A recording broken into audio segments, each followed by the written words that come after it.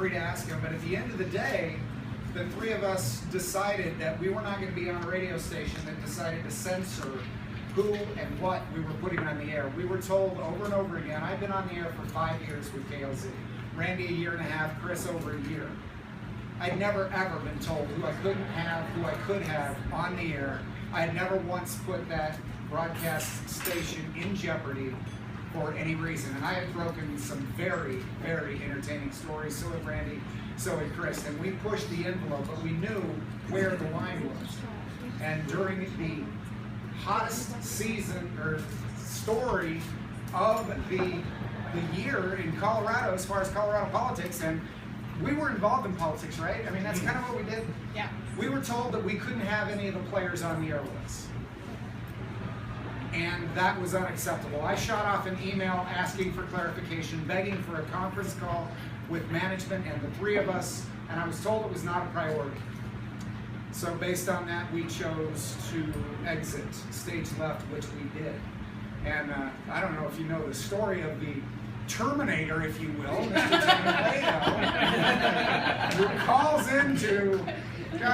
into Randy's show one Thursday morning, Wednesday morning, and it was all over after that. And yeah, Randy did allow him on the air, which was a violation of what we were told, but at the same time, I mean, we had probably a violation of good taste. But we are not the judges of good taste. Tom, there are several other radio stations that we would love for you to go in there because they all seem to end up exiting. And the thing Space. The thing that was unique about where we were is we had both sides that were regulars on KLZ. Tom filled in every Monday. He co-hosted with Chris. Every Tuesday it was an hour. It was an hour with the chair. Half an hour. Yeah, with Steve House, we had a proverbial or an almost an exclusive audience with those two players, and they were on, opposite sides of this issue, obviously. The idea that we would be told to shut that down is like telling a newspaper you can print, just don't use any ink. It's insane. So anyway, ink, you just can't use letters. Yeah. There you go. And so obviously we did what we thought was right. I do not regret the decision. I don't regret the way we did it. And I got to tell you, if you ever need to sit in a foxhole with somebody and know you can trust, these two people are those two people. I mean, we stood for what was right, and we did what was right. That's all I have to say about it. If anybody has any questions, do you want to add to it, Randy? Well, I didn't plan to come here tonight and actually out myself as someone who doesn't take instructions very well, but now you all know. We weren't employees I don't even use KLZ anymore. I call it Brand Z. Yeah. But at Brand Z, we weren't employees. We were independent contractors. So we had an agreement that we would provide content for the length of our shows every single day. We had 30-day clauses in our contract, so if they ever decided to let us go, they had to pay us for 30 days or let us work 30 days. I was the first one to resign, and when I did, I made it very clear I would work the 30 days or as many of those days as they wanted.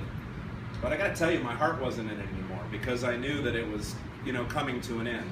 None of us were there for the big money we were getting. None of us were there to be on the radio so much. We were there because we could drive people to events like this, because we could get people talking about candidates or issues or whatever.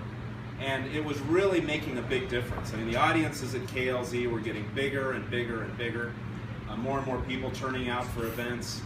We weren't in touch every day or anything, so I don't know what was happening with them, but I was getting just tons of invitations to come and MC or host events or speak at events. And so what that told me is that all the time and work that we were putting in, and it wasn't just 3 hours in the morning, you got to prepare a show like that.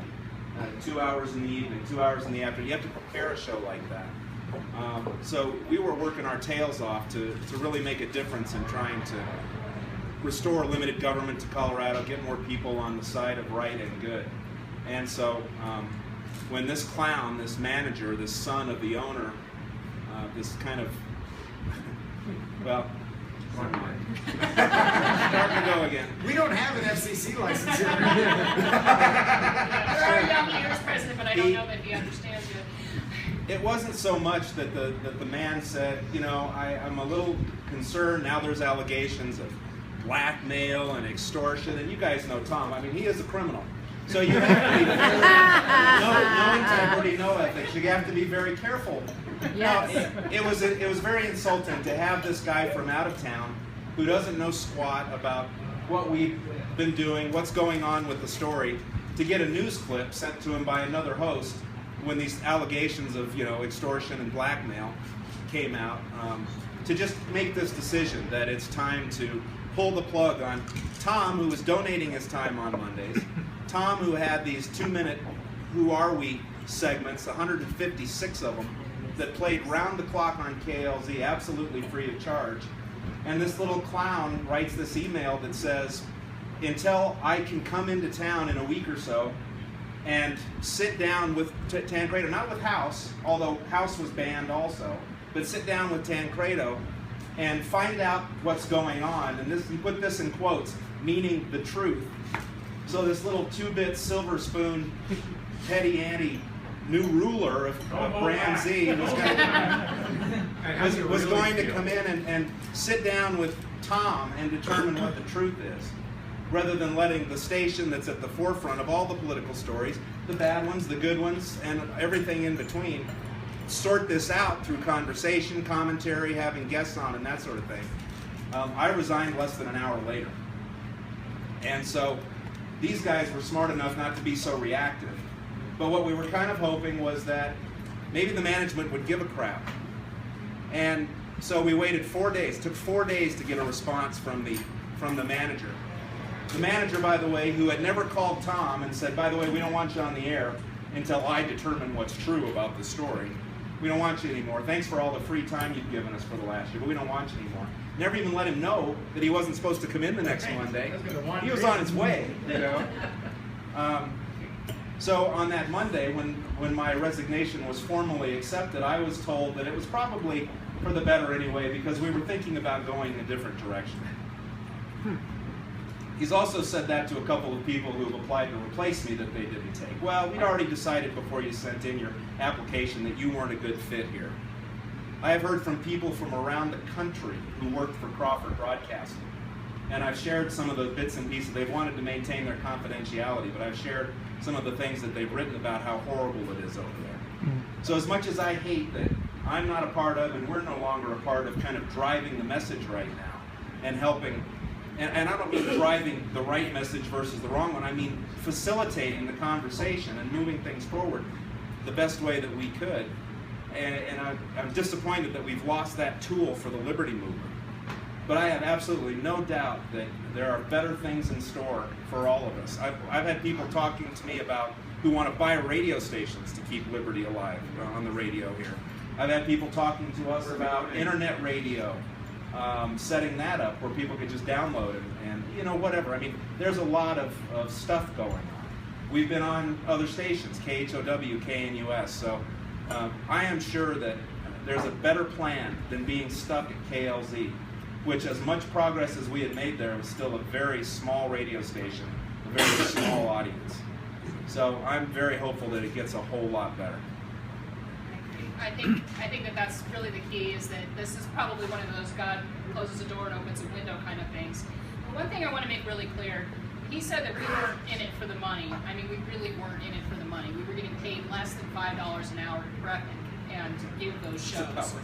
Less than $5 an hour to do that. In addition, and something a lot of people don't understand, is that I was actually out of pocket, I think all three of us were, out of pocket for the other stuff that needed to happen for those shows, like promotion and stuff, you know, when we get those cards out at Western Conservative, that kind of stuff, all that stuff came out of pocket. Carrie, our executive producer for Grassroots and Freedom 560, was out of pocket for us because the station wasn't going to do that. We were not, I mean seriously not, in it for the money. We were in it for the mission. And that was the key. That was the thing that drove me to spend 6 to 8 hours per day, Monday through Friday, in addition to a regular day job, to go down there and deliver that 2-hour program every single day. That mission involves you. That mission is the listeners. That mission is getting people excited about liberty, getting people the message that liberty can be won in this country, and helping empower the grassroots to make that happen. And that was something that we were doing at KLZ, and that was what was so exciting, and that was the reason to get in there every single day and do what we were doing. And to find out through the course of events that that station did not share our objective was very disappointing. Obviously, we've been preaching this stuff for 5 years, a year and a half, a year. We've been preaching liberty. We have been preaching these principles. We've been preaching what needs to happen in this country, and they had not paid a single ounce of attention. So I hope that you all have paid more than a single ounce of attention, because that is going to be the key to us moving forward. That is going to be the key, is us having an audience that can come with us when we do find a station that buys into that mission. When we do find a programming director that says, okay, I see this giant hole that is now opened up in the Denver market. We want you three to fill it. And I have zero doubt that there is an opportunity out there. We just need to get there. So you've cut your losses. What's next? How are we going to get this message out? You mentioned some of those options. Are any of them viable? Are you planning on the next step? There are a lot of options on the table right now. I'm superstitious, so I don't like to talk about them, because I feel like if I do talk about them, I'll kind of 86 them, if you know what I mean. I'll kill them before they actually bloom. If you know Ken, it's almost guaranteed. Yeah, that's very true. And so I really don't want to talk about them, but there are options out there. We are pursuing them aggressively, and we're waiting to see what happens. Well, we're not waiting to see what happens next. We're out there trying to make it happen. And you know, it's one of those situations where we just have to continue to push it, continue to see what happens. But I mean, there are a lot of options on the table right now, and I really don't feel comfortable talking about any one of them. But I think it's fair to say we're not going anywhere. I just want to say one thing about Brand Z. One of the reasons, you know, especially for my job, getting up at 3:30 in the morning and then running a law firm all day long, there was some real sacrifice there. And everybody else put in the hours, and I don't take anything away. But 3:30 in the morning is pretty darn early if you don't remember. You know, if it's been a while since you've been there. But the thing that inspired me was the ownership, the actual founder, Don Crawford Sr. himself, who came into town and brought us together. And we had meetings, and we created the freedom, liberty, truth language that now sits on their website. And he told us that he was so inspired by and so on board with this mission. And so when he put his son in charge, we thought, well, good, maybe this is somebody who can actually get the station off of its butt and start selling some advertising and promote it some and make it grow like it could have and should have.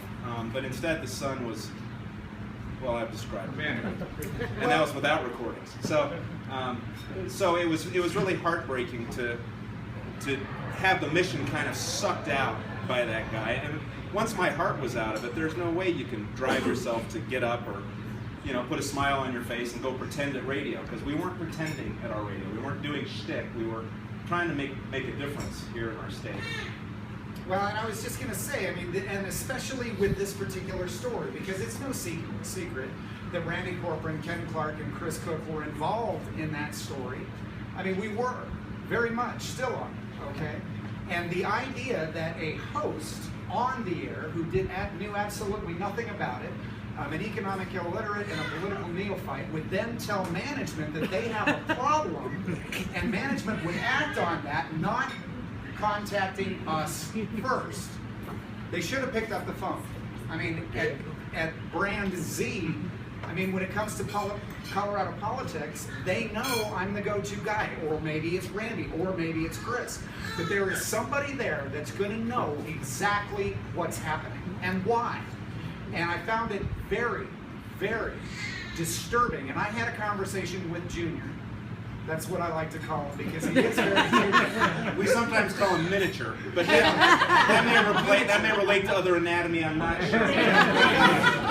mini something. But I had a very long conversation with him, and I asked him that question. What happened? How did you find out? And why did you react the way you did? And he told me point blank that John Rush had sent him a Colorado Polls article. Colorado Polls, really? You gotta be kidding. Hey, we have known each other too long. And a 9 News broadcast. And it was based on that, without calling the people that were involved and in the know as to what exactly was happening. And I said, well, he was worried that it was going to give Brand Z a bad reputation. I'm sitting here going, this is radio. You want the worst of the worst. You want it, if it bleeds, it leads. Sex sells. Are you kidding? And you're going to ban these people from our shows? And we were, like Randy had said, we were independent contractors. In our contracts, it said we had free reign. Crawford Sr. had given us free reign. Junior had given us free reign.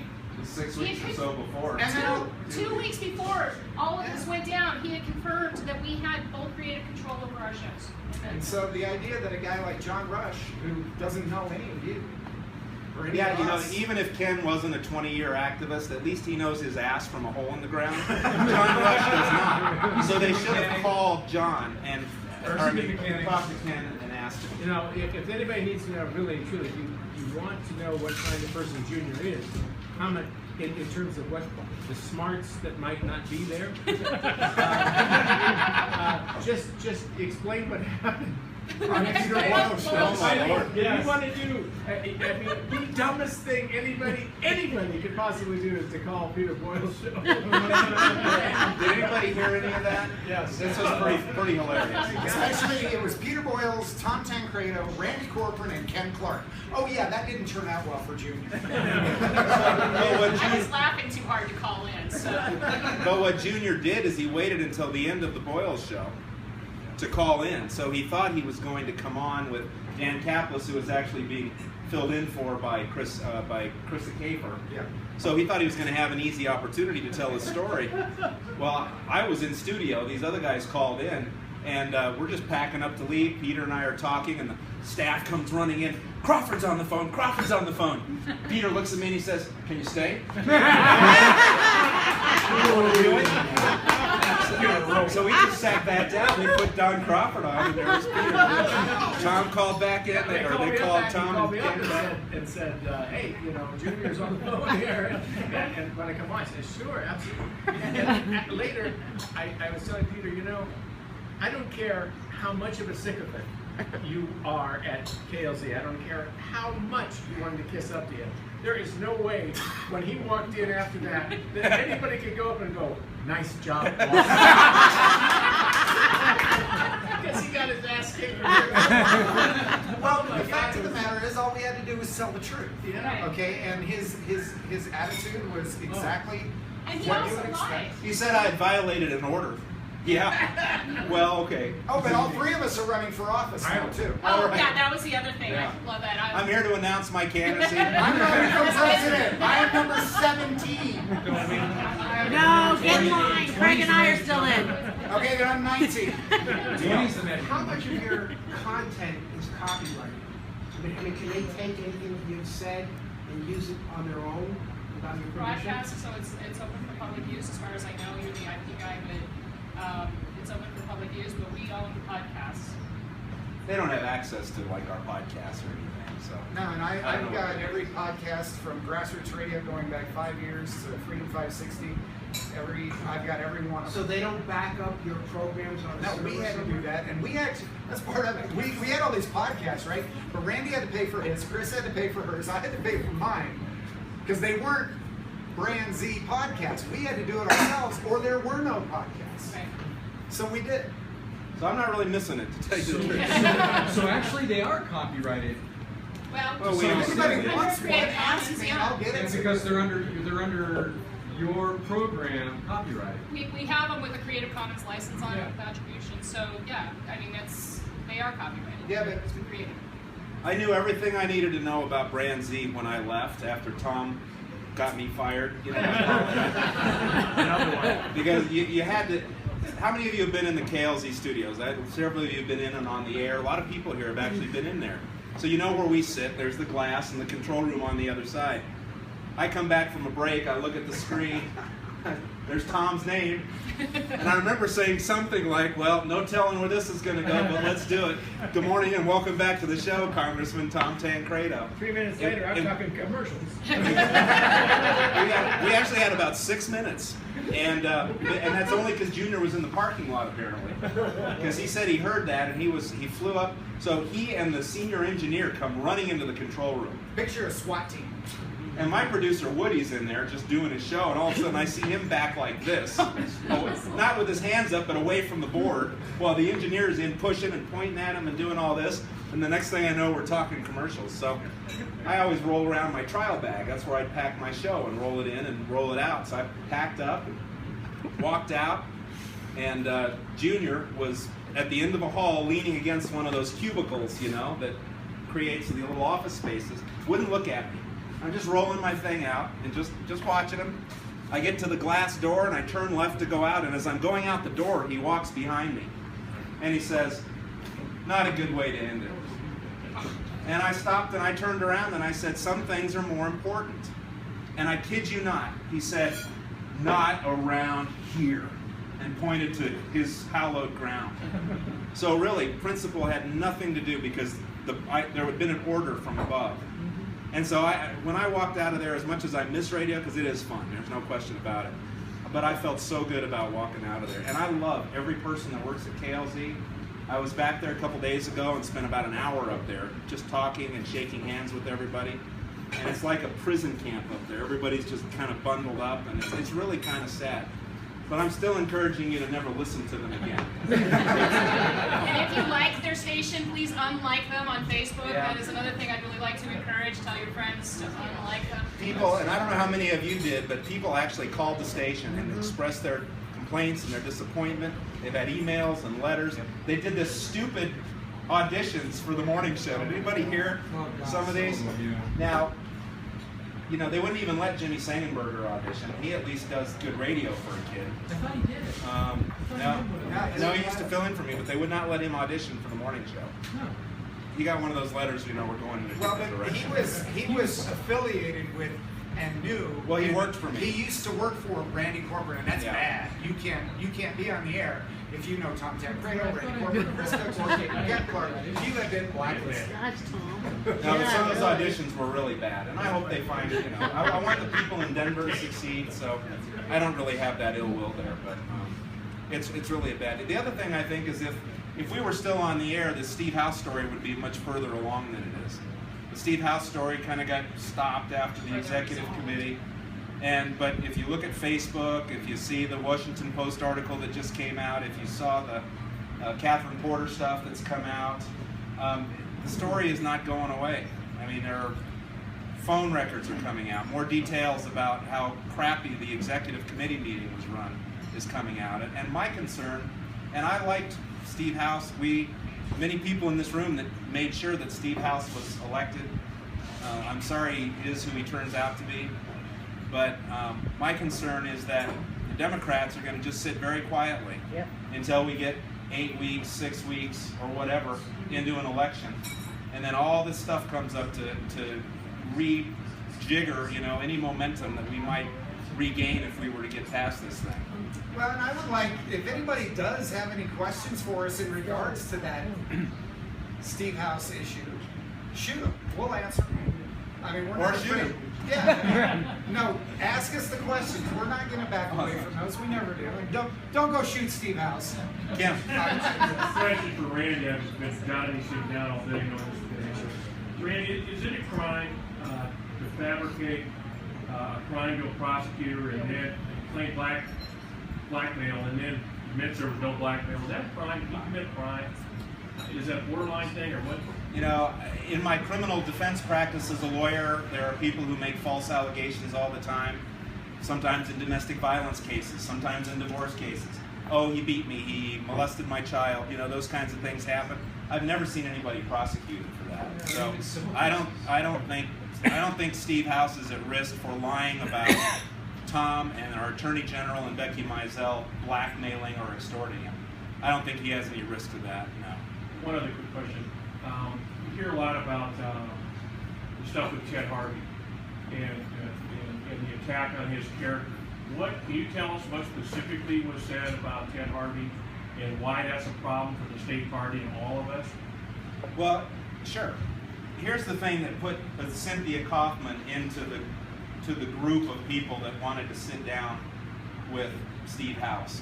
And that was Steve House telling the Attorney General, telling her directly, this wasn't secondhand or gee, I heard, telling her that Ted Harvey, marriage was in trouble, that he was getting divorced. His wife happened to be out of town at that time dealing with some family issues or whatever. Telling the Attorney General that Ted Harvey was headed toward bankruptcy. Both of those things are untrue. And we'd actually heard a little bit of that as far as the bankruptcy goes, but let me finish the third thing. This was the killer. Steve House told the Attorney General that Ted Harvey was an embezzlement risk in the Republican Party. And that's why he couldn't hire him.